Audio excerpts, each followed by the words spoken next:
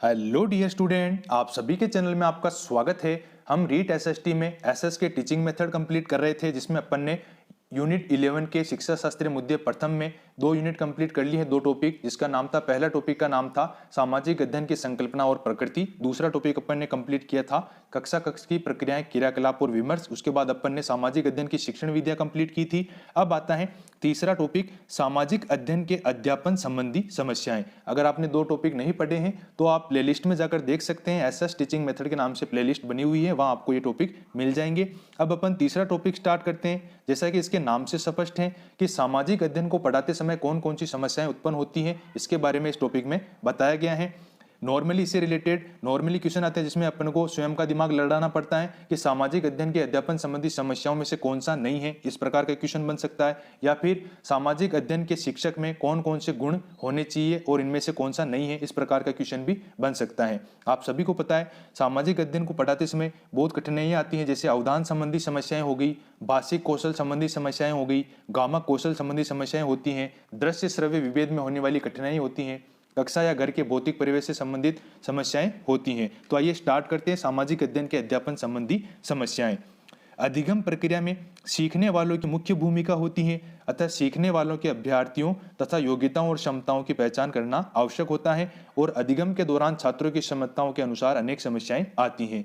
कौन कौन सी समस्याएं आती हैं, आप देखिए छात्रों को कौन कौन सी समस्याएं आती हैं। सामाजिक अध्ययन के अध्यापन के समय विषय वस्तु का जटिल होना, उनके स्तर के अनुसार पाठ्यक्रम का नहीं होना, सैद्धांतिक ज्ञान पर अधिक बल दिया जाना, अध्यापक और छात्र के मध्य अच्छे संबंधों का अभाव होना, उन अध्यापक और छात्र में अंतःक्रिया का अभाव होना, सहायक सामग्री का न होना। याद रखिए, सहायक सामग्री अगर नहीं होगी तो भी सामाजिक अध्ययन में रुचि उत्पन्न नहीं हो पाएगी। स्थान और प्रबंधन की समस्या होना, विद्यालय में बजट और संसाधनों की कमी होना, सामूहिक मार्गदर्शन की समस्या होना, विभिन्न योग्यता वाले बच्चों के कारण उत्पन्न समस्या। हर बच्चे में अलग अलग योग्यताएं होती हैं, जिसके कारण भी सामाजिक अध्ययन के अध्यापन समस्याएं उत्पन्न होती हैं। सामाजिक जो है एक प्रायोगिक विषय है, लेकिन इसके लिए प्रयोगशाला का अभाव होता है विद्यालय में। सभी विद्यालयों में नहीं होती हैं प्रयोगशालाएं। सरकार भी जो है वो सामाजिक अध्ययन के प्रति, विषय के प्रति उदासीन होती है। अभिभावक जो होते हैं वो भी सामाजिक विषय के प्रति सकारात्मक दृष्टिकोण नहीं रखते। बालक स्वयं जो है इस विषय के प्रति गंभीर नहीं होता है, और ये विषय सीधे सीधे किसी व्यवसाय के बारे में मार्गदर्शन भी नहीं करता है, इसलिए कोई भी ज़्यादातर बच्चे इसके बारे में रुचि नहीं लेते हैं। स्वयं सामाजिक विज्ञान का शिक्षक भी अपने कर्तव्य के प्रति गंभीर नहीं रहता, और जो शिक्षा प्रणाली जो है, परीक्षा प्रणाली, दूषित शिक्षा परीक्षा प्रणाली, इसके कारण भी सामाजिक अध्ययन के अध्यापन संबंधी समस्याएं आती हैं। इसके साथ ही अपन देखते हैं कि बड़े आकार की जो कक्षाएं होती हैं, यदि कक्षाओं में विद्यार्थियों की संख्या ज़्यादा होगी तो अध्यापन में समस्या वैसे ही उत्पन्न होगी, क्योंकि उनकी योग्यताओं में अंतर होता है। और बड़ी संख्या में शिक्षार्थियों को कार्यरत रखना कठिन होता है, उन्हें एकाग्र नहीं रखा जा सकता। जिस ज़्यादा संख्या होने से कक्षा में शोर भी अधिक होता है। अतः इन सब कारणों से अध्यापन में समस्या पैदा हो जाती है। एक कारण अपन ने पढ़ा था कि स्थान और समय के प्रबंधन की समस्या। इसके अंतर्गत क्या आता है कि विद्यालय में जो छात्रों की संख्या के अनुसार ही कक्षा का आकार होना चाहिए, लेकिन स्थान की कमी के कारण पाठ्यचर्या के सहज व्यवहार में तथा कक्षा प्रबंधन में कठिनाई पैदा होती है। कक्षा में यदि विद्यार्थियों को बैठने, लिखने और बस्ते रखने के लिए पर्याप्त स्थान भी अगर नहीं मिलेगा, तो शिक्षक को चलने फिरने के लिए भी पर्याप्त स्थान नहीं मिलेगा, तो अध्यापन और अधिगम में समस्या उत्पन्न हो जाएगी। तो ये विभिन्न प्रकार की समस्याएं हैं सामाजिक अध्ययन के अध्यापन में, जिनको ध्यान में रखना अति आवश्यक है। फिर इसके बाद अपन बात करते हैं कि सामाजिक अध्ययन शिक्षक के सामुदायिक क्रियाकलाप क्या क्या है। सामाजिक अध्ययन का जो शिक्षक होगा वो क्या क्या क्रियाकलाप करेगा।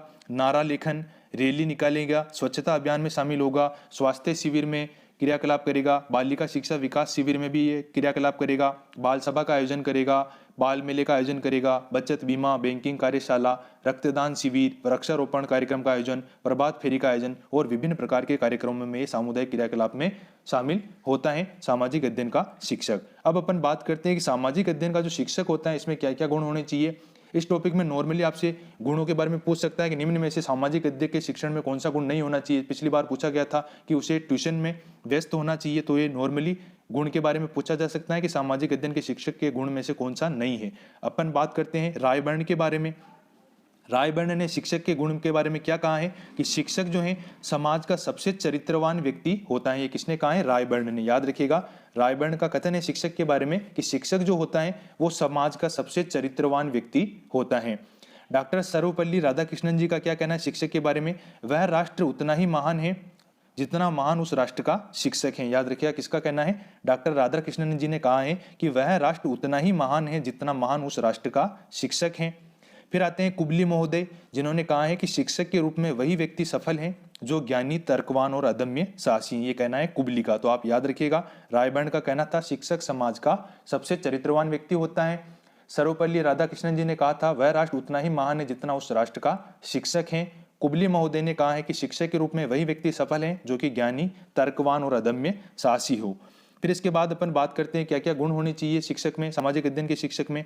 व्यक्तित्व, व्यक्तिगत गुण होने चाहिए, आकर्षक व्यक्तित्व होना चाहिए, सत्यवादी और कर्तव्यनिष्ठ होना चाहिए, समय का पाबंद होना चाहिए, सहनशील होना चाहिए, अनुशासन प्रिय होना चाहिए और मृदुभाषी होना चाहिए। नॉर्मली से आपसे यही पूछेगा सामाजिक अध्ययन के शिक्षक में निम्न में से कौन सा गुण नहीं होना चाहिए, उसे व्यक्तिगत ट्यूशन में व्यस्त रहना चाहिए। पिछली बार ये क्वेश्चन पूछा गया था तो ये गुण इसमें नहीं होना चाहिए, व्यक्तिगत ट्यूशन में व्यस्त उसे नहीं होना चाहिए। फिर इसके बाद सामाजिक गुण कौन कौन से होते हैं इसमें, कि मिलनसार होता है सामाजिक अध्ययन का शिक्षक, सहयोगी भावना होती है उसके अंदर, सहकारिता का भाव भी होता है, सहृदय का भाव भी होता है उसके अंदर, सामाजिक होता है वो और लोकप्रिय भी होता है। अब अपन व्यावसायिक गुण के बारे में बात करें कि कौन कौन से व्यावसायिक गुण होते हैं सामाजिक अध्ययन के शिक्षक में, तो उस विषय का विशेषज्ञ होता है वह सामाजिक अध्ययन का शिक्षक, मनोवैज्ञानिक होता है और वैज्ञानिक दृष्टिकोण रखने वाला होता है, शिक्षण विधियों का अच्छा जानकार होता है और बालकों के व्यवहार का भी वो जानकार होता है। यह आपका टॉपिक हो गया है सामाजिक अध्ययन के अध्यापन संबंधी समस्याएं। इसके बाद अगला टॉपिक आता है समालोचनात्मक चिंतन का विकास, जिसको अपन अगले टॉपिक में कंप्लीट करेंगे। अगर आपको वीडियो पसंद आया तो लाइक जरूर कीजिएगा, अपने फ्रेंड के साथ शेयर जरूर कीजिएगा। मिलते हैं अगले वीडियो में नए टॉपिक के साथ। जय हिंद, जय भारत।